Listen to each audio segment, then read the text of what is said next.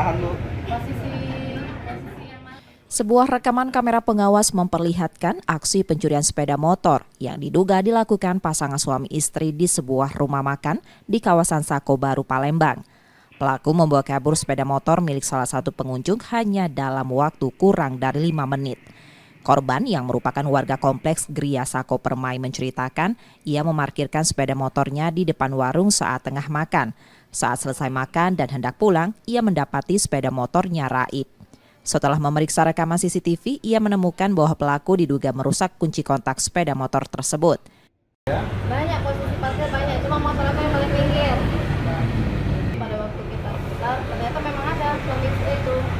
Cuman mereka tuh sudah sekali lewat ya Pak ya. Mungkin ini situasi yang benar-benar kosong, jadi ya sudah banyaklah di tangan mereka.